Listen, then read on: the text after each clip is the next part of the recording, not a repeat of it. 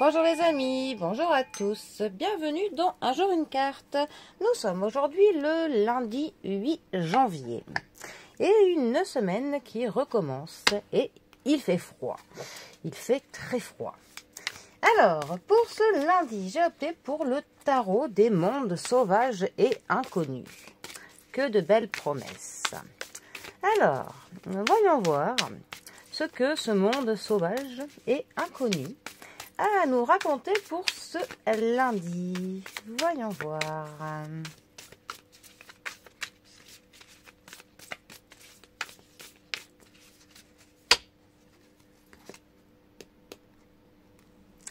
Alors, nous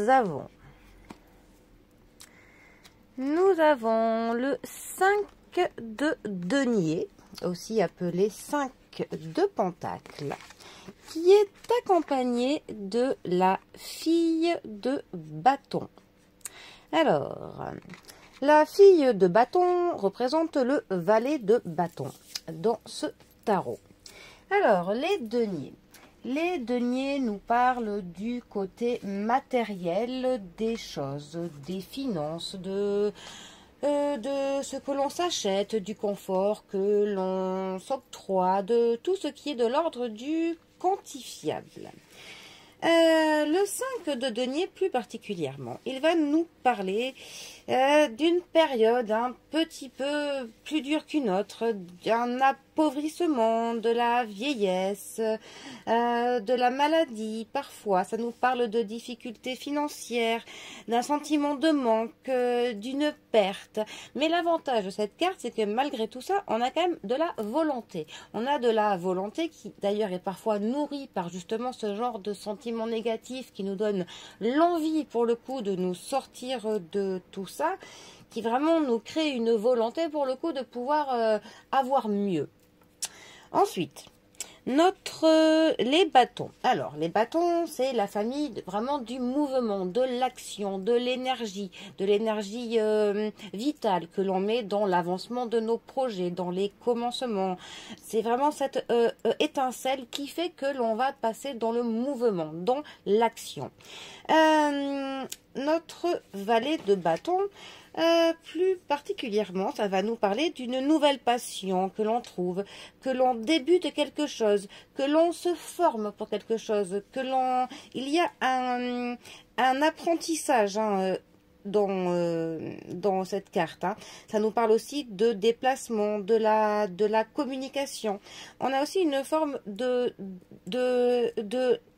l'appréhension dans ce quelque chose. On a un petit peu peur, ce qui est normal quand on débute quelque chose. On a vraiment cette notion de nouveauté et de se former en fait pour apprendre, pour pouvoir commencer au mieux ce quelque chose. Alors, ces deux cartes ensemble, que peuvent-elles nous dire?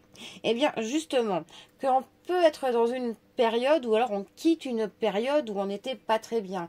Donc, soit on sort d'une maladie, soit d'un état financier qui était pas très confortable, d'une période où on était très limité dans nos libertés d'action, de mouvement, de prise de décision même.